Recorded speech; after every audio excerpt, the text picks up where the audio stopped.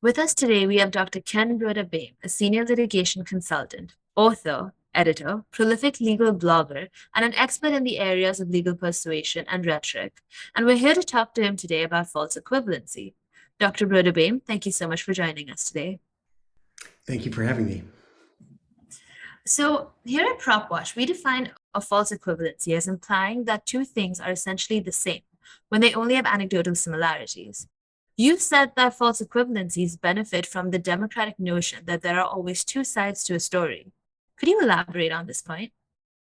Yes, and I think the media is a good example. I saw a cartoon the other day of a newscaster saying, "Okay, we just spoke with a very experienced and qualified and trained expert, and now, in the interest of balance, we'd like to talk to an idiot." And so that the idea that everything is covered by balancing two sides, and I think the role of an expert and the role of expertise in managing public knowledge is uniquely vulnerable to this logical problem. And I think that's true inside and outside of a courtroom. It's because we, as consumers of the information, we don't have that expertise. And so when we're hearing expert presentation, that can stop our processing. Just kind of act as a escape valve, in the thought that, well, one expert is as good as another, and that experts are essentially fungible.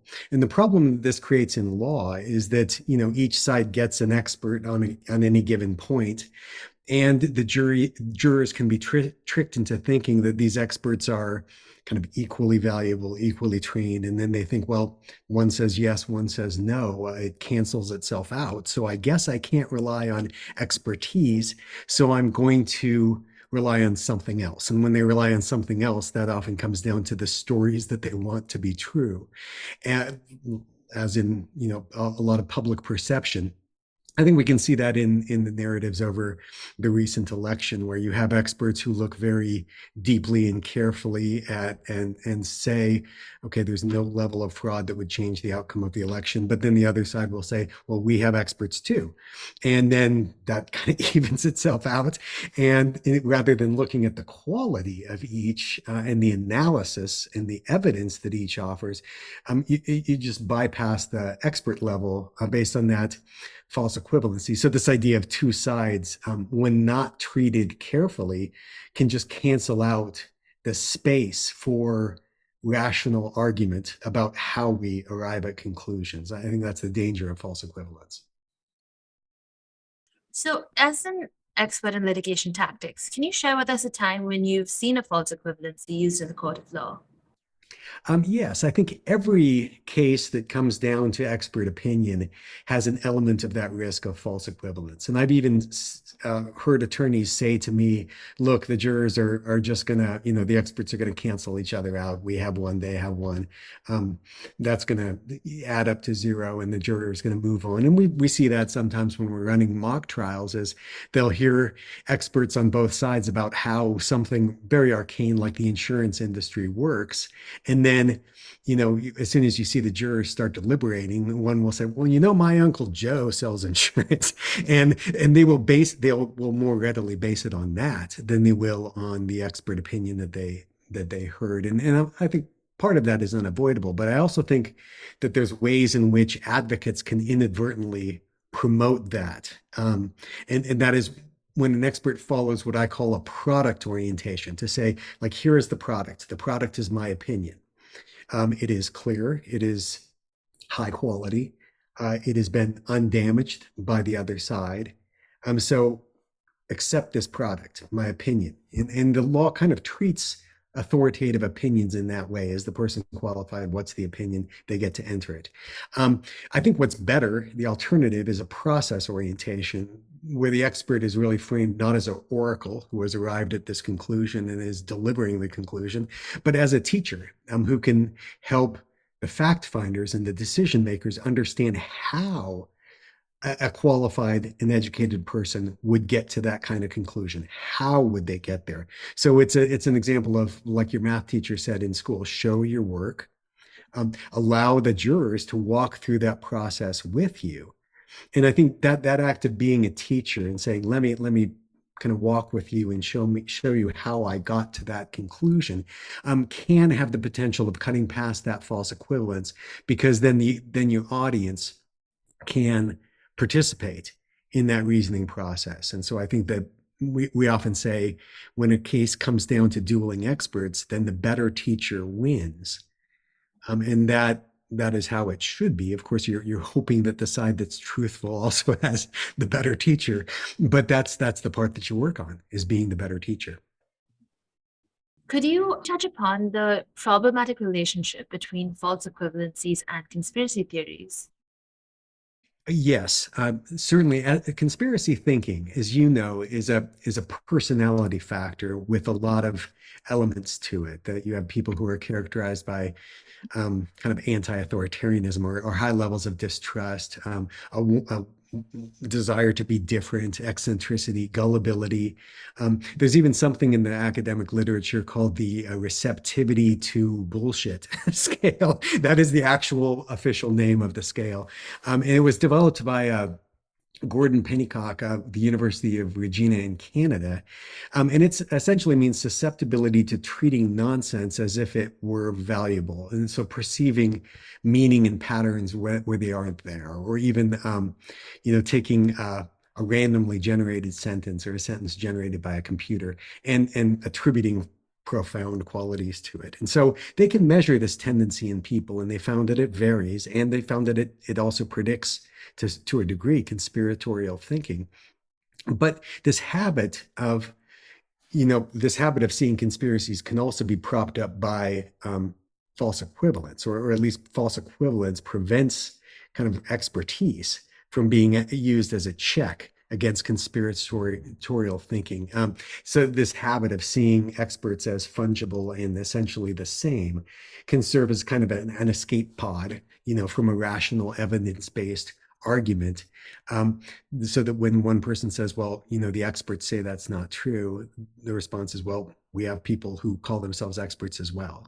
Um, uh, if you say your experts are biased, they will respond with all experts are biased. And then just move on to some other basis other than expertise or rationality for supporting the argument. So I think the bottom line is, if you can find a way to cut through false equivalence, to encourage a focus on reasons and support, you have the potential at least to return to rational argument. And that's not going to convert people on the spot who are conspiracy thinkers, but it will make it harder to sustain and most importantly, to spread a conspiracy style thinking, if you can kind of reground it in rational argument and get over this idea that all experts and all expertise is essentially the same. Related to argumentation in general, you've said the challenge is to keep it out of the realm of tactics and solidly focused on the practical realm of argument substance. So, could you elaborate on this?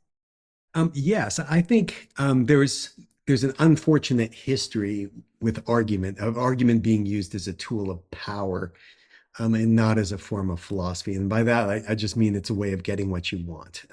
You argue to kind of get a result. And I think the courtroom is a perfect example of that, is that the argument is instrumental. You have a civil case and the goal is money. You have a criminal case and the goal is kind of the regulation of personal freedom, to take it away. And so I think that doesn't mean that the courtroom is bad, because I think that those goals are very important, but the argument being an instrumentality is important to kind of account for. But knowing that there can still be a priority on good substance. Like, for example, just to talk about the legal realm, one dominant characteristic of jurors is that they do not want to be snowed, right? They don't want to be fooled. Um, it, it's a civil case. They know that it's about money. They know that the advocates, the lawyers, have been paid by one side or the other. They know the experts have been paid by one side or the other. They know that the result is going to affect somebody's fortunes or somebody's freedom. And I think this leads to a high level of what we call persuasive resistance. Persuasive resistance is when you pick up the phone and you realize the person on the other end is a salesman. So it's like immediately, right? You go into a different framework, and you don't want to be easily persuaded. And I think jurors are like that. That they're skeptical. And I think the system expects them to be. They should be. Because that doesn't doom the possibility of persuasion. Just having a resistant audience doesn't mean persuasion is doomed, but it does call for a different form of persuasion. I think it calls for a form of persuasion where decision makers participate in their own persuasion. The ancients called that the enthymeme, or the idea of reasoning using one of the premises that your audience already believes, understands, accepts.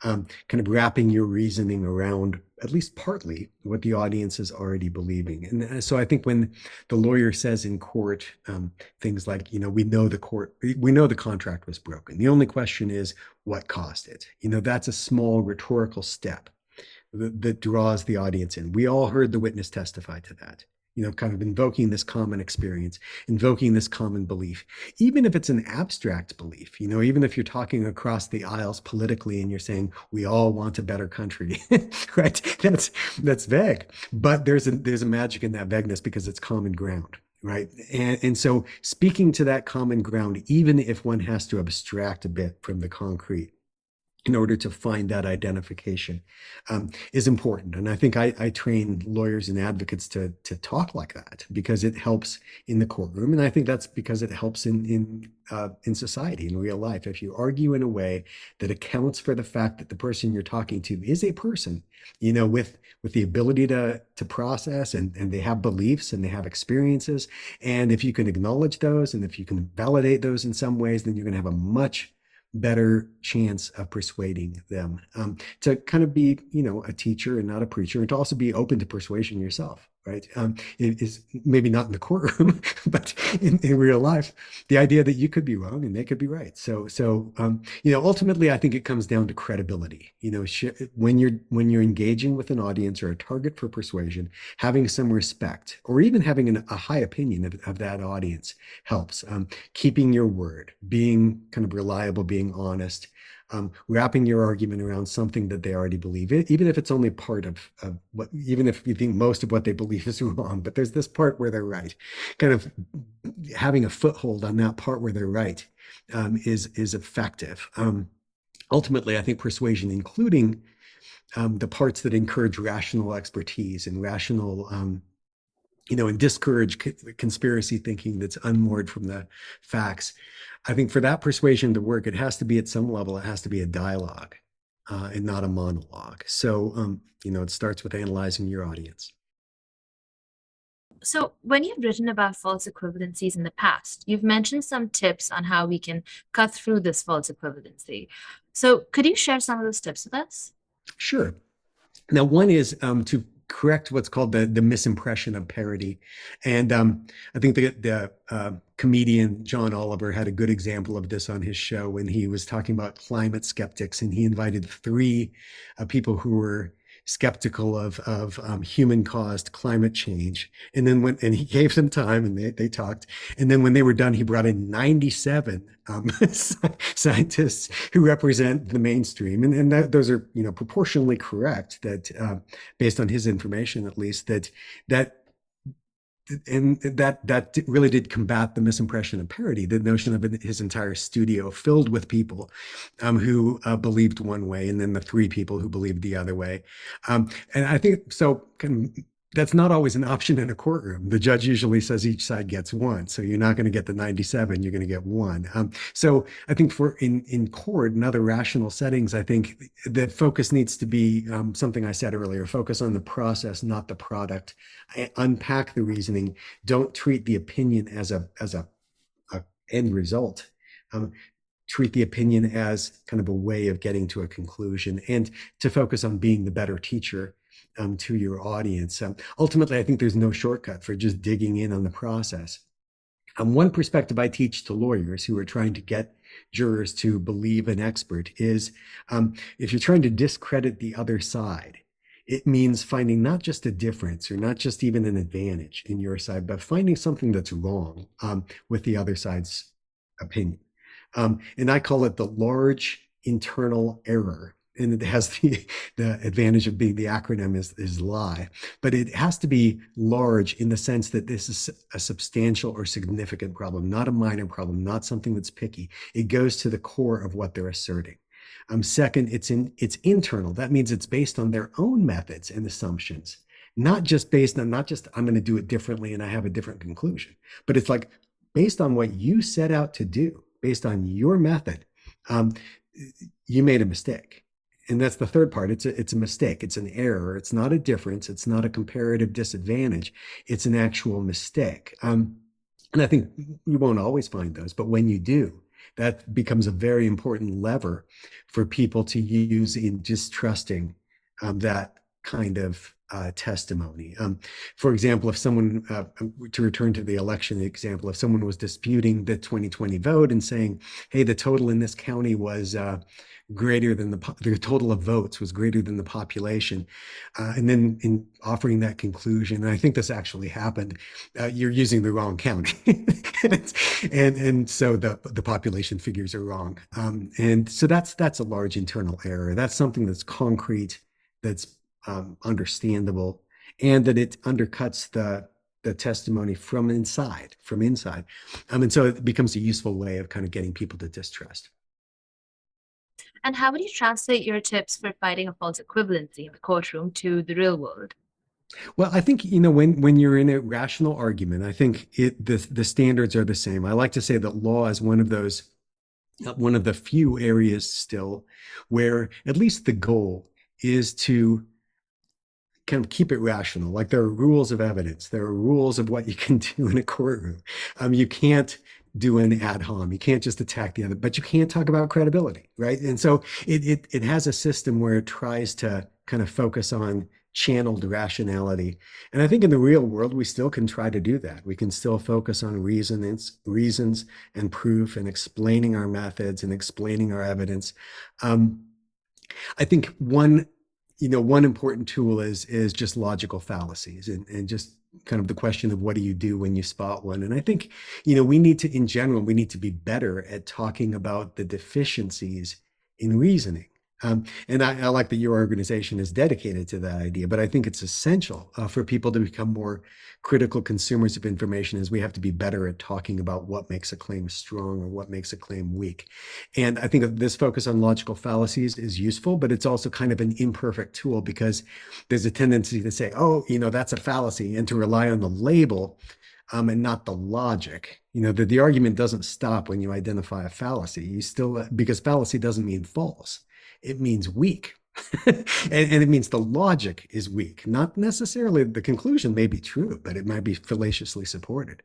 But the logic has a generic weakness, and so it matters to understand that generic weakness. So, for example, if I think if you find somebody who's reasoning in what we call academically a post hoc method, they're arguing that after this, therefore because of this, then rather than just saying, hey, that's post hoc, and don't rely on the Latin label, but instead spend time talking about why that's flawed. To say, well, the rooster crowed and the sun came up. The relationship could be reversed.